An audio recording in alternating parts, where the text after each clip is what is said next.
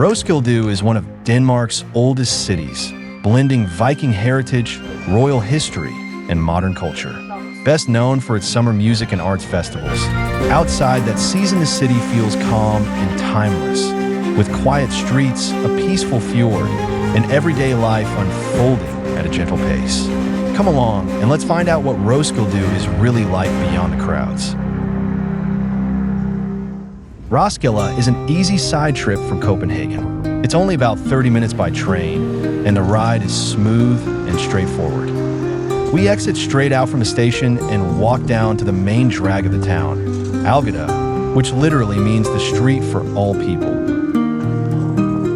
After about 4 blocks, we emerge into the main square, Stendertorvet, where Roskilde's town hall stands, its red brick tower the lone survivor of a 13th century St. Lawrence church, now a small archaeological museum. And just as we arrive, the town's youth marching band, Roskilde Garden, steps off in full uniform. Roskilde Garden is Denmark's oldest bygarde, founded in 1935, a full ceremonial marching corps of local young musicians, ages 8 to 25, trained in music, marching, discipline, and performance. Like a Pied Piper leading the way, the band draws people along, and we follow right behind. Surprisingly, the band becomes our guide, carrying us through Roskilde's main path, exactly the places we need to see. The main shopping street, Skammerdegade, once home to a public shame pillar where offenders were locked in place and mocked by passersby.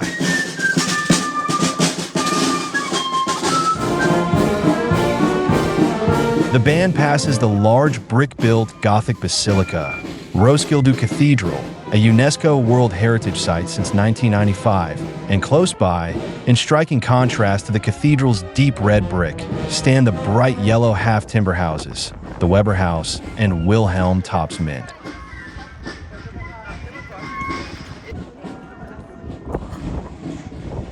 Then the band slips through the town's big green space, Byparken, where natural springs once supplied the old town and still bubble up today. From there, it marches all the way down to the fjord, sweeping past landmarks faster than we can stop to explore them, until it finally comes to a halt at Rose Gallery near the harbor. The marching band ends well, and I have to admit, that was the most spectacular tour guide we could have asked for. A free, full walk through Roskilde led by Denmark's ceremonial marching guard band.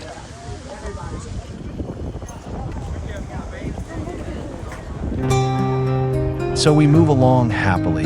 The waterfront opens in front of us, and the first thing we notice is that Roskilde Harbor isn't a giant commercial port at all.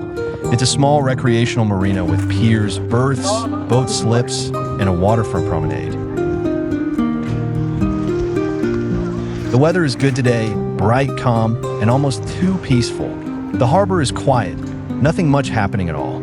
It's August, well outside festival season, and Roskilde feels like a completely different place. No crowds, no stages, no noise, just a quiet marina and the soft stretch of the fjord, all to ourselves to enjoy.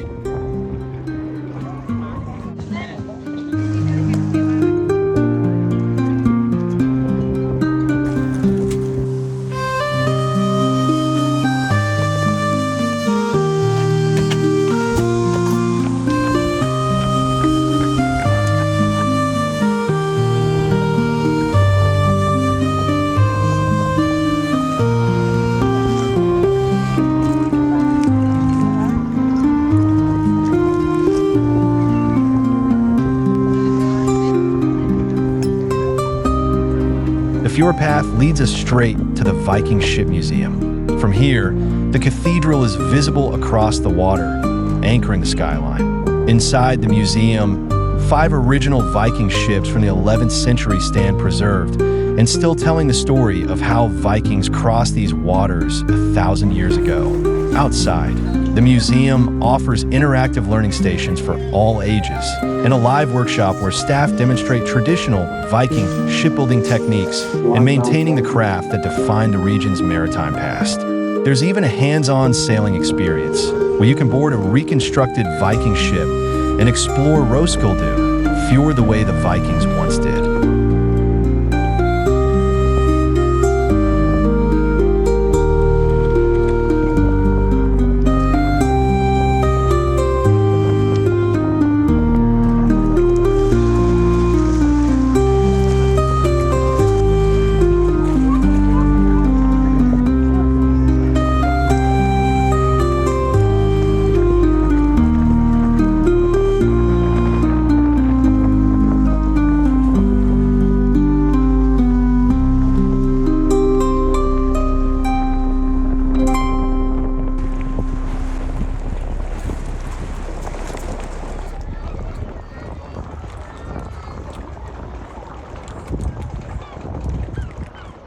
We enjoy this pleasant walk along the harbor, and eventually it's time to head back toward the city.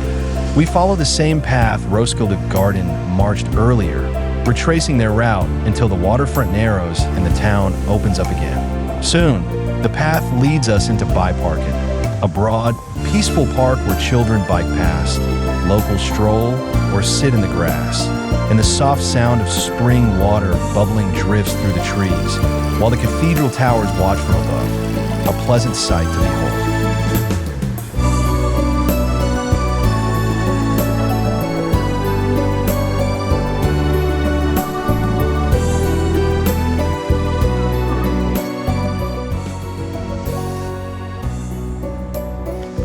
From the park, we just walk straight toward the cathedral, which sits on the highest ground in town.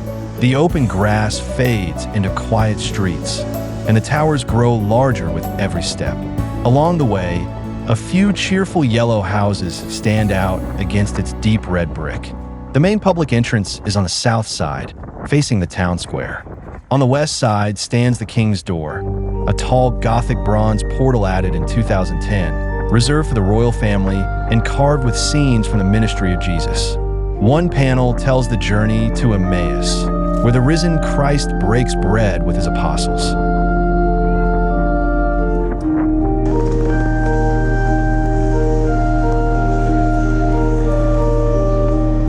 As you step inside this Lutheran cathedral, the first thing you notice is the cool white ambience, the tall nave stretching forward to the altar and the pale brick rising above you. The ceiling feels high and calm, and the whole space opens in a soft, steady light. Beneath your feet lie the earliest royal burials, marked by flat stones in the nave floor. Above, the great organ from 1654 stands with the St. George clock and glockenspiel, chiming each hour as the saint strikes down the dragon. Opposite is the private box of King Christian IV from around 1600. Along the nave wall, the pulpit rises in carved detail, the platform for preaching. As you walk forward east, you reach the chancel, once the most important part of the Catholic Church before the Reformation. It holds the high altar framed by choir stalls from the early 1400s, carved in oak with scenes of creation and judgment. The altarpiece, dating to around 1560, shows 21 painted panels of Christ's birth, death, and resurrection, a Renaissance work still rooted in medieval tradition. Today, the chancel serves as a royal burial chapel. Just off the chancel, in the north transept, stands Queen Margaret I's alabaster tomb, carved around 1423 to honor the ruler who united Denmark, Norway, and Sweden after her marriage to King Haakon VI of Norway in 1363. Beside it lies the effigy of her brother, Duke Christopher, who died in 1363 at the age of 21. His remains were lost long ago and have never been found.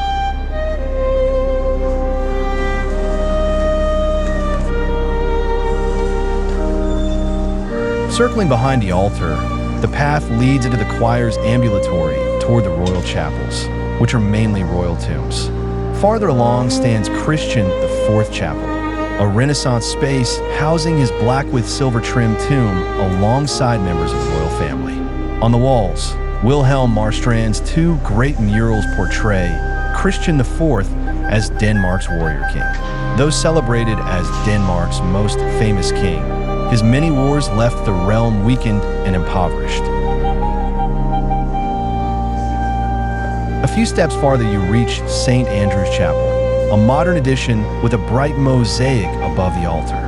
It serves as a devotional chapel rather than a royal tomb. The next is St. Birgitte's Chapel, known for its wall and ceiling frescoes from the 1500s and designated as the future resting place of Queen Margrethe II.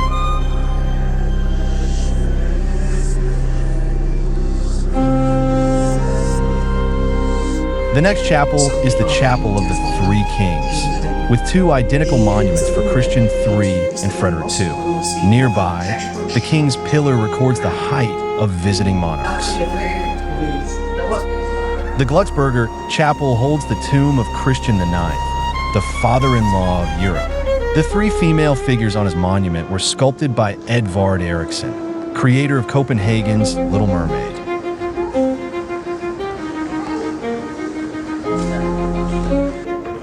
From the ambulatory, a staircase leads up to the gallery on the upper floor. From here, you have a fine view across the cathedral, looking down toward the sarcophagus of Queen Margaret I, the effigy of Duke Christopher, the king's door, and the nave.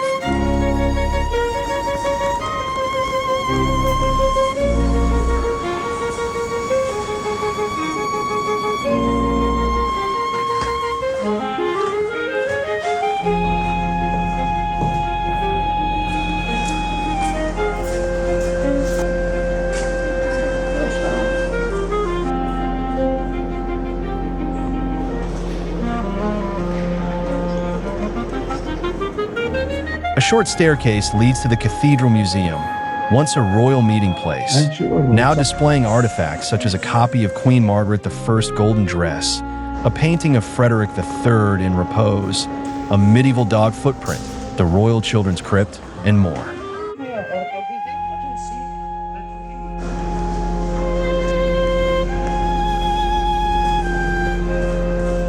Moving along, the White Chapel holds Frederick V's neoclassical tomb, with white pillars, gilded trim, and mourning maidens for Norway and Denmark.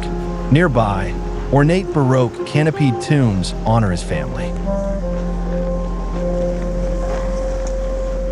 There's a lot more to see and explore, but it's time to catch the train back to Copenhagen. We trace our steps toward the station, taking one last look at Roskilde before leaving. This day trip turned out smooth and easy, thanks to Roskilde Garden for giving us a brief tour of the city earlier.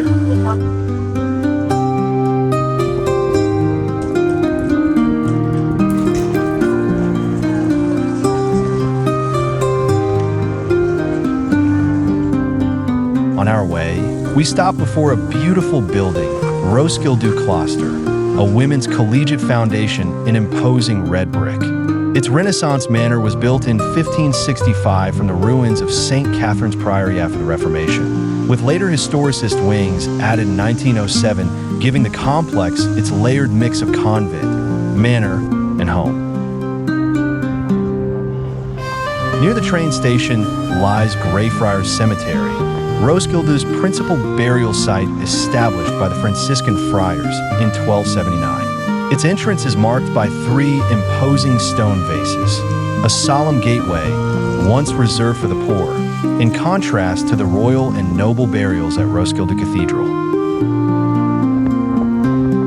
Leaving Roskilde, bound for Copenhagen. Thank you for being here with us to the end.